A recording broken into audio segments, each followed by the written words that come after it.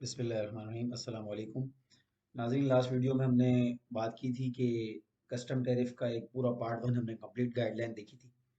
अब इसमें जो है वो हम कंप्लीट गाइडलाइन पार्ट टू है ये, इसमें हम कुछ जो रिमेनिंग मैटर्स रह गए थे वो हम देखेंगे।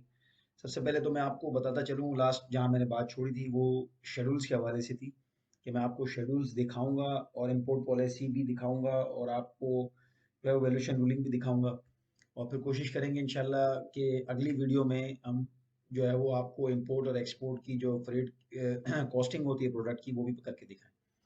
तो सबसे पहले बात कर लेते हैं सेल्स टैक्स की।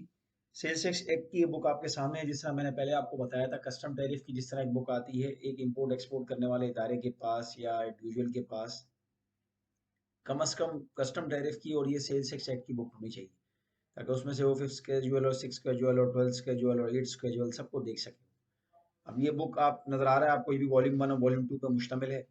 और जब आप ये बुक खोलते हैं तो आपको इस तरह से जो है वो इसकी इंडेक्सिंग नज़र आती है जैसे ही नज़र आ रही है।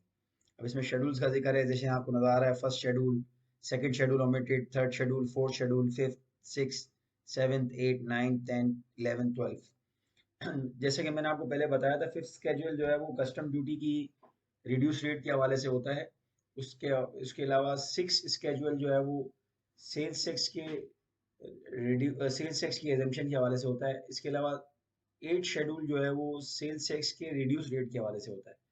और ट्वेल्थ स्केड्यूल जो है वो आपको सेल्स टैक्स की जो एडिशनल सेल्स टैक्स है उसके वेवर के हवाले से डिटेल देता है कि अगर आप किसी भी प्रोडक्ट के रॉ मटेरियल या इंटरमीडिएट प्रोडक्ट मंगाने वाले हैं तो आपको एडिशनल सेल्स टैक्स देने की जरूरत नहीं है। अगर आप मैन्युफैक्चरर हैं और आप कोई ऐसी प्रोडक्ट मंगा रहे हैं जो आपकी फाइनल प्रोडक्ट में मददगार साबित हो सकती है तो उस पर आप एडिशनल सेल्स टैक्स नहीं देंगे। लेकिन अगर कोई कमर्शियल इंपोर्टर है और वो कोई फाइनल प्रोडक्ट मंगवा रहा है या इवन वो कोई ऐसी प्रोडक्ट भी मंगवा रहा है जो किसी मैन्युफैक्चरिंग प्रोसेस में इस्तेमाल होती है, लेकिन चूंकि उसका कमर्शियल उसका स्टेटस जो है वो कमर्शियल इंपोर्टर का है, मैन्युफैक्चरर का नहीं, तो उसको 3% एडिशनल सेल्स टैक्स देना पड़ेगा। तो ये सेल्स टैक्स के हवाले से जो है वो था कि इस तरह से एग्जेम्पशंस मिलती हैं। इस तरह जो है वो एसआरओ वक्तन फवक्तन जो है वो इशू होते रहते हैं। ये आपको नॉर्मली एफबीआर की वेबसाइट से मिल जाते हैं और मैं आपको उसकी तरफ भी अभी ले जाता हूँ। सबसे पहले मैं आपको दिखाता हूँ वो एफटीएस जिसके बारे में लास्ट टाइम मैंने बात की थी कि फ्री ट्रेड एग्रीमेंट्स क्या होते हैं। ये मिनिस्ट्री ऑफ कॉमर्स की वेबसाइट है पाकिस्तान की। आप देख सकते हैं कि इसमें जो है वो हमारे काफ़ी सारे जो है वो कंट्रीज के साथ ट्रेड एग्रीमेंट्स हुए हुए हैं। सबसे पहले मैं आपको दिखाता चलूँ जो कि यहाँ नज़र आ रहा है आपको न्यू, ये तुर्की के साथ अभी हमारा रिसेंटली एग्रीमेंट हुआ है। मैंने लास्ट टाइम भी इसका जिक्र किया था, वो एग्रीमेंट उस वक्त प्रोसेस था। इसी तरह उज्बेकिस्तान के साथ हमारा ट्रांजिट ट्रेड है। इसी तरह जो है वो यूएस और पाकिस्तान के साथ भी हमारा एक एग्रीमेंट है।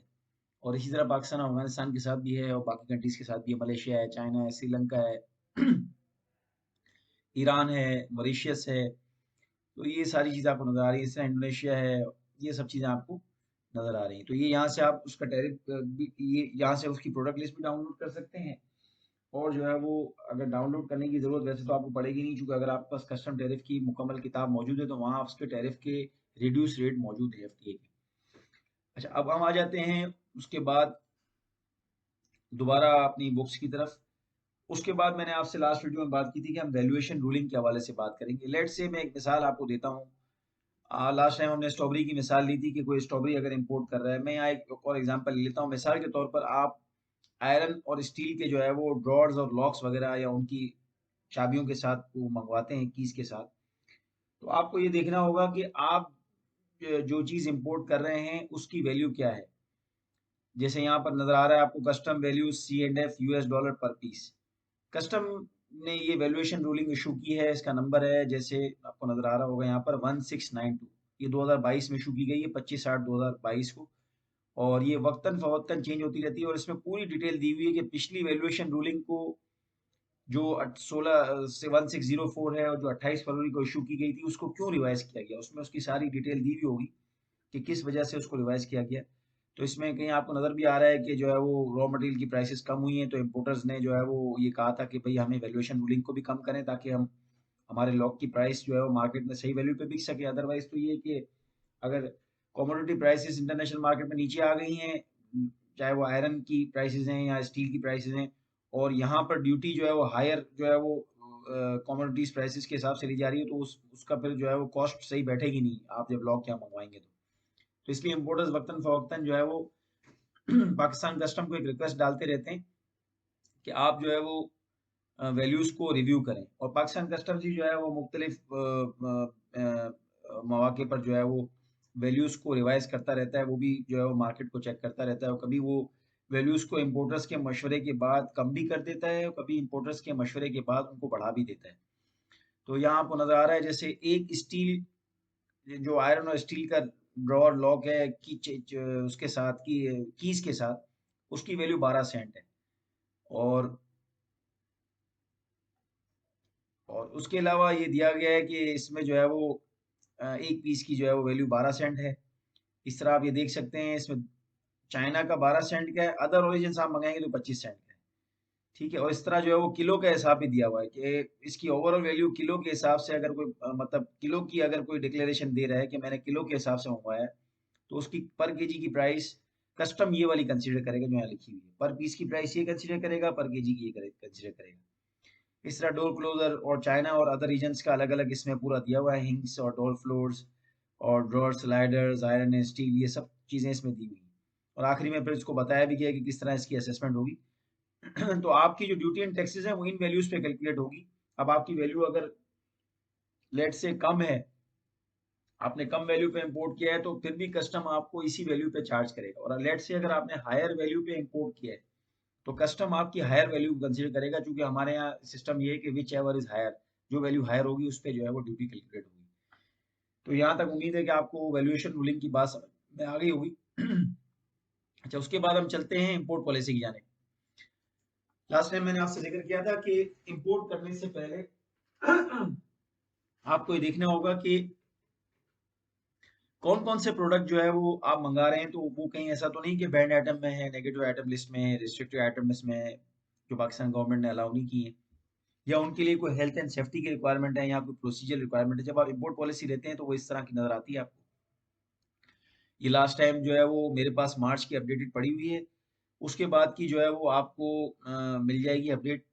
اس میں آپ کو اپینڈنسیز میں نظر آ رہا ہے بینڈ آئٹم، ریسٹرکٹیڈ آئٹم، اس میں آپ اپنے ایچ ایس کوڈ چیک کر سکتے ہیں، اور کسٹم ٹیرف میں بھی وہاں اس کے حوالے سے جو ہے لنک آپ کو دیا ہوا ہوگا، تو اس کو لازمی چیک کریں کہ کوئی ایسی ریکوائرمنٹ تو نہیں جو آپ کا سپلائر فلفل نہیں کر سکتا، اور وہ فلفل نہیں کر سکتا، اور وہ جو ہے وہ